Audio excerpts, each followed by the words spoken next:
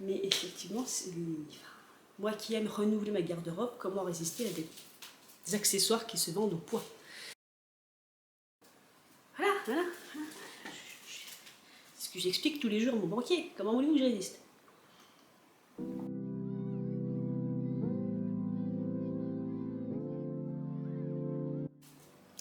Enfin, mes petits loulous, on va passer à l'autre poche. Je sais pas si j'aurai le temps de finir parce que ma batterie est en train de mourir. Donc là, on va passer à la poche qui m'a coûté le plus cher, puisque c'était 8 € le kilo. C'est la poche dite vintage, donc ancien. Donc comme je l'expliquais au début de ma vidéo, ce qui est rageant par contre, c'est qu'ils mettent ça dans un carton. Vous imaginez des grands cartons, vous savez, ouverts en U, et vous foufouillez. Et ce qui est encore plus rageant, c'est qu'ils mélangent ça avec des vieux draps. Vous voyez, des draps épais, des vieilles choses. Mais il y avait... J'ai pu trouver des vêtements, j'ai pas tout acheté. Mais ça démange, parce que moi qui aime l'ancien, je suis tombée sur 2 robes de mariée, mais anciennes. Une certainement des années 40, en très bon état, mais beaucoup trop petite pour moi, d'une. Et de deux, c'est une robe de mariée, je ne sais pas ce que j'en ferai. Mais le problème, c'est que je suis atteinte de collectionnite aiguë, et que quand on aime les vieux objets et les vieux vêtements, on a envie de les garder, en se donnant l'impression qu'on les protège, en fait, de finir en ballot. Il faut savoir que les vêtements qui ne sont pas vendus sont compostés et finissent en isolation de maison. Donc, il y a des choses où j'ai dû me retenir. Il y avait des robes de baptême pour enfants, il y avait des petites robes années 40 pour enfants. Donc là, je m'adresse à ceux qui sont fans de l'ancien. Si jamais vous êtes collectionneur de ce genre de choses, et que ça vous intéresse, je peux aller les sauver pour vous et vous les ramener et vous les envoyer. C'est une vente au poids, donc autant vous dire que ça ne coûte pas cher. Mais bref, c'est très frustrant de voir toutes ces belles choses et de se dire, je ne peux pas tout prendre. J'aimerais, moi je peux pas. Donc, on va attaquer cette poche tout en vrac d'abord. Par contre, il n'y avait pas que de l'ancien, c'est pas forcément bien trié. Il y avait des choses un poil plus récentes, comme ce. Alors, ce tricot, je ne sais pas. Pour moi, ce tricot est années 70. Oui. Les tricots plutôt années 40 ou 50, c'était des tricots en général main, rarement machine et double face, je dirais. Là, vous voyez, vous avez un côté, on va dire un côté nid d'abeille et un côté tricot devant. Mais pour moi, cette petite chose est des années 70, peut-être 60. Il est jaune pâle, un peu comme ceci. J'ai mon rond lumineux qui l'éclaire beaucoup trop, mais il est jaune pâle, voilà, il n'y a pas grand chose à dire. Par contre, tout ce qui est vintage, je n'ai pas pu l'essayer, parce qu'il a fallu que je fouille et j'ai fait vite. Je me suis contentée de faire comme ça en fait. Normalement, il est très très large, vous voyez, au niveau du bas, c'est une coupe droite. Il n'y a que le bras. Il n'y a que le bras qui pourrait être tendancieux, mais non, ça va aller. Ah oui, ça c'est une technique aussi que j'avais vue par des youtubeuses quand j'ai pas le temps d'essayer.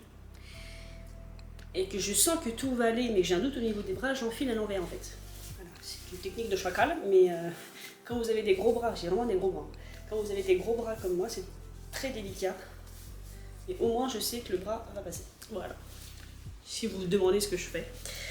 Ensuite, j'ai des techniques bizarres pour aller vite, essayer vite. Ensuite, je vous parlais de jupons, voilà, ils avaient des tas et des tas et des tas de jupons de toutes les formes, enfin, c'est magnifique. Donc là, indiqué comme un 42-44, on sent que la femme a changé, voilà. Je vous présente monsieur 42-44. Bon, évidemment, il s'élargit, je vais pouvoir rentrer dedans, mais techniquement, ça c'est un 42-44. Voilà, c'est-à-dire qu'à fond, c'est un 42-44, mais là, non. Voilà, et c'est un jupon, alors très très long, et sans fioriture. Ici, et sur le bas, c'est là qu'il y a l'évasement et les fioritures, donc je ne sais pas trop ce que ça va donner. Ça ne doit pas aller sur toutes les jupes, mais je vais essayer quand même. De toute façon, je le trouvais beau. Lui, par contre, il a mal vécu. Il a une belle tache ici, mais bon, les choses comme ça sont pas encore trop fragiles, donc lavable en machine assez facilement, sans trop de difficulté. Ici, il faudra que je le recoue.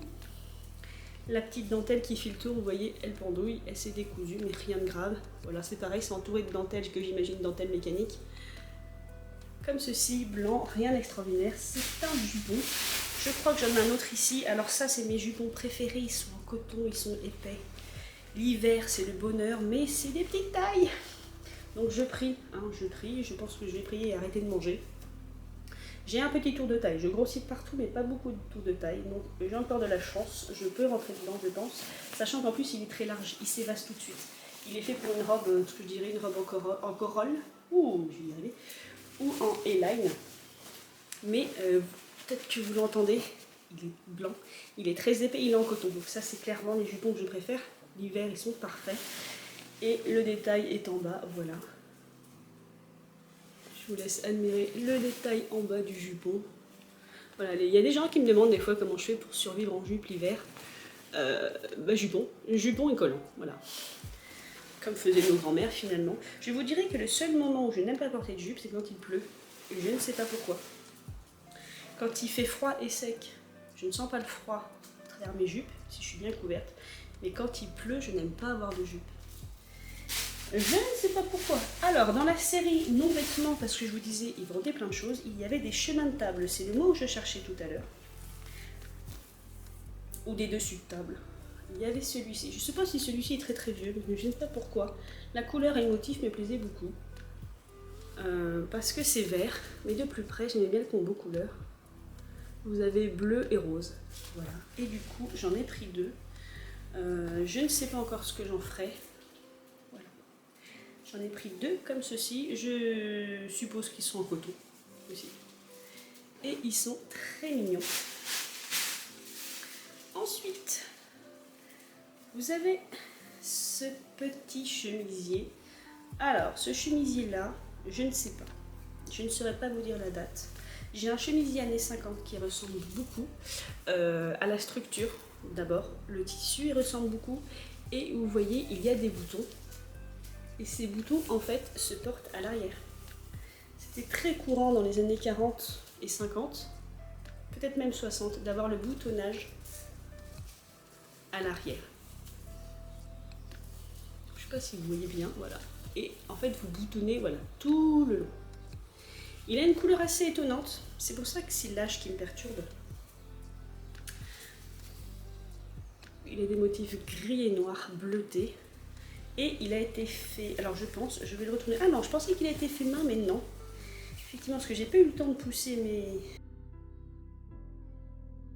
Recoucou, ma batterie était morte, donc j'ai dû attendre qu'elle recharge. Hop, et je suis de retour. Donc nous en étions... Je sais même si... Je suis dans le bon cadre. Nous en étions à ce chemisier. Je vous disais donc... Avant que ma caméra ne coupe, que je pensais définitivement qu'il était des années 60, à cause de son étiquette, que je n'arrive toujours pas à attraper d'ailleurs. La voilà. Donc Pervenche. Donc son étiquette Pervenche, voilà. Donc je pense que c'est un petit haut des années, donc je dirais fin 60 par contre.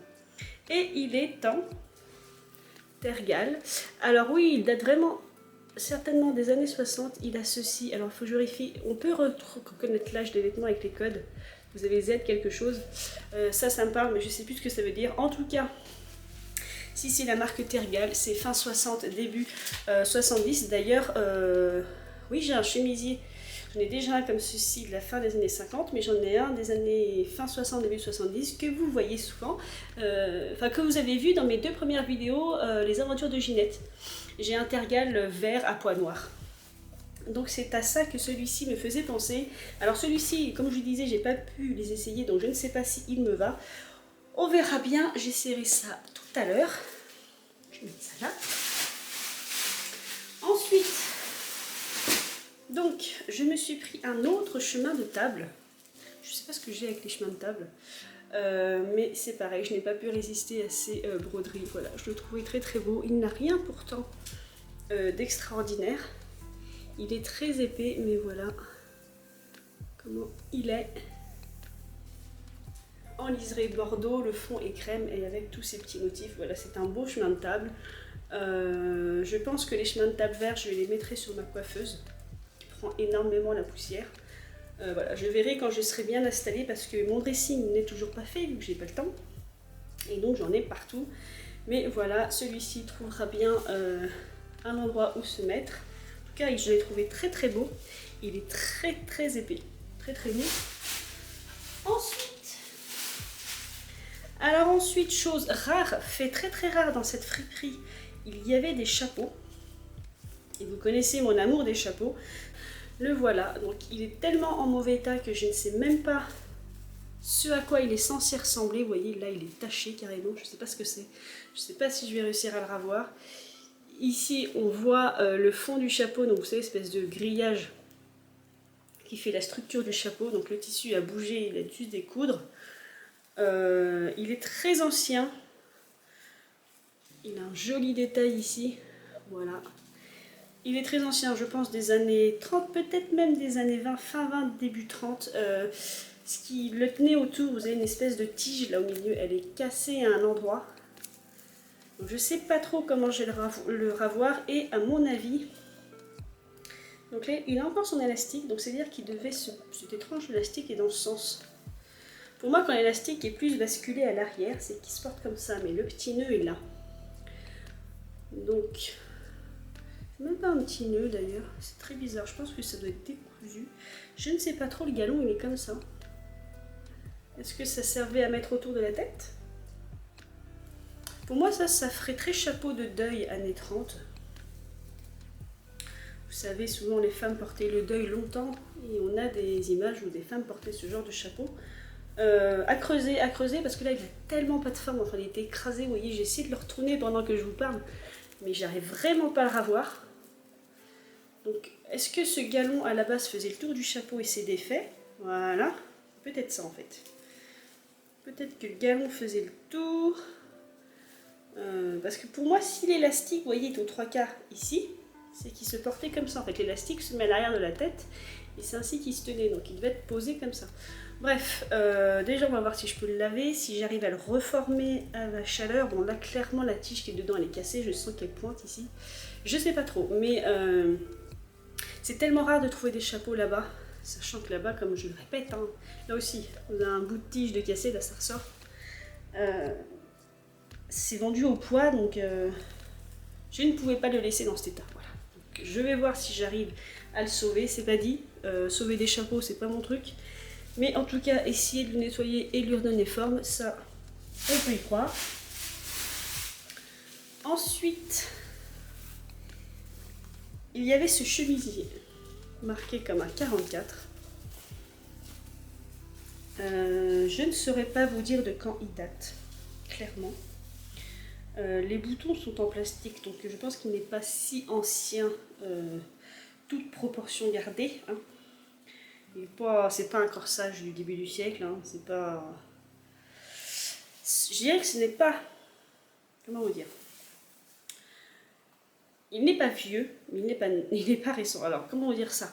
Les boutons sur le devant, l'étiquette, taille 44, sont plutôt récents, mais le tissu fait vieux.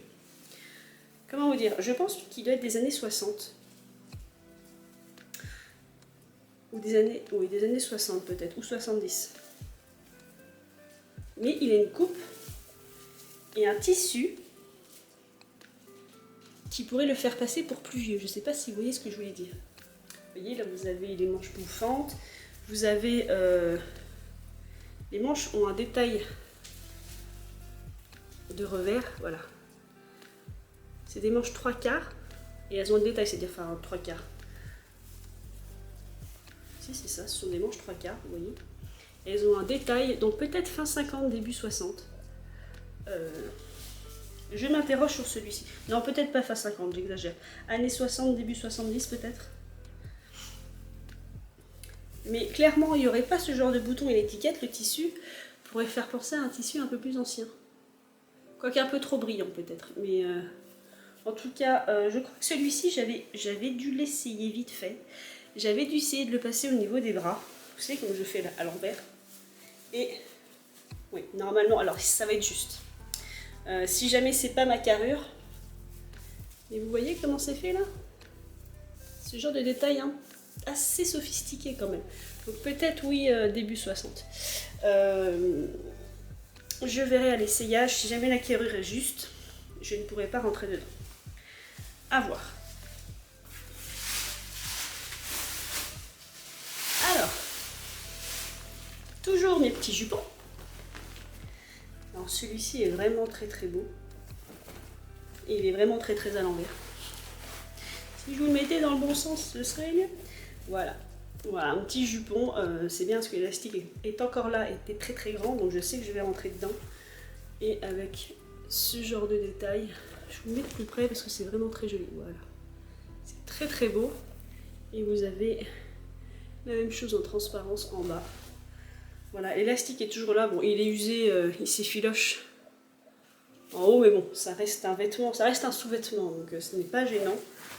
Et du coup, oui, donc là, il est plutôt mou, mais du coup, cet empiècement lui donne une certaine forme. C'est-à-dire que là, il y a une certaine rigidité, donc ça va donner une certaine forme à la jupe pour qu'elle s'évase sur le bas. Donc c'est très bien. En parlant de rigidité, eh bien celui-ci, alors celui-ci, je ne suis pas sûre de bien être à l'aise dedans au niveau de la taille, il me semble très petit. Je vais vous le remettre dans le bon sens. Mais alors celui-ci, en termes de rigidité, je ne résiste pas parce qu'il tiendrait debout. Voilà. Clairement, vous voyez là, il a directement lui une forme de corolle. Donc, je ne sais pas si vous voyez, mais voilà, c'est extrêmement rigide. Il n'est pas doublé. Certains sont aussi rigides, mais ont une doublure à l'intérieur. Voilà. Il est comme ceci, il est très épais. Et celui-ci, vous voyez, sans forcer, il a sa forme de corolle. Donc il donnera tout de suite à n'importe quelle jupe une forme. C'est-à-dire que par exemple, si je porte une jupe que je vous ai présentée avant, qui est très années 80, et qui sont donc des jupes beaucoup moins structurées, vous mettez ça dessous et tout de suite ça va la structurer et vous pourrez avoir un petit détail années 50 comme ça. Ça aura un léger rendu années 50. Par contre j'ai vu qu'il était taché. Voilà. Bon, rien de grave. Ça passe à la machine. C'est assez résistant. Autant il y a des vêtements que je lave à la main parce qu'ils sont très très vieux. Autant ça en nettoyage délicat. Ce sera largement suffisant. Par contre, l'élastique est très serré. Là, j'ai une taille écrit taille 1. Et là, tout le reste va passer parce que c'est extrêmement large vu que c'est en corolle. Là, je vais être très serré. Par contre, là, c'est le max. Le max, c'est ma carrure. Je vais pouvoir le mettre à la taille, mais ça, ce sera pour l'instant assez serré. Mais sous n'importe quelle jupe un peu molle, ce sera magnifique. Il y a souvent de toute façon dans cette friperie des robes années 60-70. En voilà une. J'en ai trouvé plein. Il y en a plein que j'ai remis, dans les tas de vêtements parce que beaucoup trop petits. Encore à cette époque-là, les tailles des femmes étaient toutes petites. Celle-ci, j'ai pas eu le temps de la vérifier. J'ai mis des doutes au niveau de la taille. Je suis pas sûre, mais je la trouvais trop jolie parce que donc elle a une sorte, je ne sais pas si vous vous rendez compte, elle a une sorte de voilage comme ça, au niveau de l'épaule, donc il doit passer par-dessus l'épaule, je pense. Vous voyez, alors attendez, je cherche où se passe le bras. De ce côté-ci, le bras est comme ceci, voilà. Et de ce côté-ci, le bras va se mettre comme ça. Vous avez un côté qui est beaucoup plus grand que l'autre et qui a un effet drapé. Mais vraiment drapé, hein. Le drapé est très très grand. Donc ça sera très joli. Si seulement je peux rentrer dedans, mais là je ne suis pas sûre, mais je la trouvais trop belle. Et elle avait un détail auquel je n'ai pas pu résister, qui est un détail idiot. Je sais, mais c'est beaucoup de souvenirs pour moi, et surtout mon papa. C'est parce qu'il y avait ça d'accrocher dessus. Donc si mon papa passe par là, alors je vais vous mettre, c'est l'étiquette du pressing qui est aussi vieille que la robe manifestement. Et vous noterez que le pressing se trouvait dans une ville qui s'appelle Le Bouscat. Donc Le Bouscat c'est en Gironde, c'est à côté de Bordeaux. Et Le Bouscat c'est là où mon papa vivait. Donc Le Bouscat, c'est des souvenirs, c'est voilà, une partie de ma famille. Mais je la trouvais très très belle. Beaucoup des robes années 70 que je trouve ont d'énormes motifs. J'en ai des floraux, enfin des florales plutôt vertes, vert d'eau, des florales de toutes les couleurs, des trucs très orange, très marron, très années 70. Celle-ci, je la trouvais trop mignonne, sachant que je suis de mariage cet été. Et j'aimerais bien pouvoir rentrer dedans. Non, parce que là, manifestement, je pense que au niveau des hanches, ça va peut-être aller, mais au niveau de la taille, mes enfants, voilà, je sais pas, on verra bien. Et cerise sur le gâteau, elle était en parfait état. Je n'ai pas de tache. Alors parfait état, sauf, imagine, à l'endroit où ils ont laissé l'étiquette. Et encore, l'épingle à nourrice a légèrement verdi, mais n'a pas trop rouillé. Voilà. Ça, c'est l'endroit où il y avait l'étiquette. Ça devrait aller, je pense. Je vais garder ce que je préfère. Coucou! Je vais garder ce que je préfère pour la fin. Oui, parce que nous arrivons à la fin. Donc, j'ai aussi retrouvé un autre chapeau. Celui-ci qui était déjà en meilleur état. Il est en velours ras. Voilà. Il a juste un petit détail ici. C'est un ruban gros grain. Voilà, rien d'extraordinaire. Il est très joli. Il est rond. On dirait un béret. Il n'a plus son élastique. Donc, j'essaie de voir comment il pourrait se mettre. J'imagine que l'empiècement se met à l'arrière parce que moi, je lui donne ce sens. Ça m'a l'air beaucoup plus court ici que là. Vous voyez? Et là, j'ai mon serre-tête. Alors, est-ce qu'il se posait comme ça? Est-ce que c'est un mini halo? On dirait un mini halo. Attendez. On va enlever le petit serre-tête de petite fille. C'est une sorte de pillbox, donc je ne sais pas trop. Je ne sais pas. Non, j'aurais dit mini halo, mais non. Oh, si, peut-être comme ça. Je me regarde en même temps, bon, peut-être quelque chose dans ce style, voilà, un petit pillbox, voilà, qui doit se poser comme ça. Ah bah dis donc, c'est très chic. Il n'a rien d'extraordinaire, mais je trouve ça très chic. Voilà. Et celui-ci est en meilleure forme que le précédent, il n'a rien. Il est comme ceci, il n'a rien d'extraordinaire. Hein. Il a une forme très banale, et comme ça vous en trouverez partout, mais il n'a rien, même l'intérieur. L'intérieur est étonnamment propre. Vous avez vu ça un peu? La doublure à l'intérieur, pas une tache. Il n'y a pas l'élastique, par contre l'élastique qui pourrait l'aider à le tenir. Mais il n'y a pas une tache, il n'y a rien. Même pas une trace de maquillage. Très souvent ces chapeaux-là portés par des femmes qui faisaient attention à elles. Vous pouvez des fois trouver des marques de maquillage ou autre. Là, rien du tout. J'étais très contente d'avoir mis la main dessus. Hop, je remets mon auréole blanche. Voilà. Et j'ai gardé le meilleur pour la fin. Enfin, à mon humble avis. Il faut savoir que donc, je suis allée dans cette friperie il y a une semaine, je crois. Et c'est là que j'ai vu qu'ils avaient créé ce bac dit vintage. Et dedans, il y avait une veste qui paraissait une veste ancienne, peut-être des années 40. Et j'avais hésité à l'acheter, mais comme je commence à être un peu plus raisonnable qu'avant, je m'étais aperçue qu'elle n'avait plus du tout de boutons. Elle avait les œillères pour passer des boutons, mais elle n'avait pas de boutons. Je ne sais pas si elle n'était pas finie ou si on les avait retirés. En tout cas, je me suis dit, tu la répareras jamais, tu remettras jamais de boutons, tu n'auras jamais le temps, donc ne la prends pas. Et j'ai regretté en me disant, ah, bah, c'était quand même une jolie veste, et puis, surtout, elle me paraissait vraiment ancienne, et au poids. C'est pas tous les jours qu'on peut trouver une veste de tailleur au poids. Et surtout une veste de tailleur aussi ancienne. Et donc, quand j'y suis retournée hier, j'ai refouillé, j'ai fait, ah, mais ma veste est toujours là, c'est super, et je me suis aperçue que celle-ci avait des boutons. Et en fait, non, il y avait une autre veste ancienne, qui cette fois-ci avait des boutons, que j'ai pu essayer, qui est à ma taille. Je ne pourrais pas vous dire l'âge. Je ne peux pas vous affirmer qu'elle est ancienne. Ancienne dans le sens, est-ce qu'elle est des années 30, des années 40, je ne sais pas. Je ne pourrais même pas vous dire. Alors là-bas, je ne sais même pas si c'était une veste pour homme, mais je pense plutôt qu'elle est pour femme. Car quand je l'ai mise, elle est extrêmement cintrée. Donc là, voilà, elle est noire. Elle n'a quasiment pas de soucis, c'est-à-dire qu'elle n'a pas de trou de mythe, rien du tout. Donc celle-ci, par contre, je vais vous faire importer, parce que de toute façon, je l'avais essayé. Moi, ce qui me perturbe, ce sont pareil, toujours les boutons qui ne me paraissent pas vieux, si vous voulez, les boutons. La coupe non plus, mais c'est l'intérieur qui lui donne son âge, je trouve. L'intérieur est doublé. Toujours cette doublure un peu rose. Là, vous la voyez grise, mais l'intérieur est plutôt rose. Donc l'intérieur, par contre, lui, est abîmé, dans mes souvenirs. Mais c'est que surtout, l'intérieur donne l'impression qu'il y a eu des retouches. Je ne sais pas si vous voyez. Là. Donc, est-ce que c'était une veste homme transformée en veste femme? L'intérieur de la doublure a été cintré, si vous voulez. Alors, il zoome sur mon visage. Je ne sais pas si vous aurez vu. Vous voyez, il y a des endroits où ça a été recousu, je ne sais pas. Mais l'intérieur fait très ancien, d'ailleurs il est beaucoup plus abîmé. Vous avez des trous. Et à l'intérieur, on voit le tissu, donc il prouve que c'est une vieille veste. Vous savez, cette espèce de tissu qu'on met entre la doublure et le tissu de la veste. Je sais pas comment ça s'appelle, s'il y a des connaisseurs en veste. Normalement, c'est ça qui fait la tenue, espèce de grillage, un peu comme pour les chapeaux d'ailleurs. Ce qui fait la tenue et la rigidité de votre veste.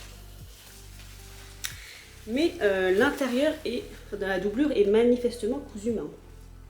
Donc, je vais vous l'essayer au moins celle-ci.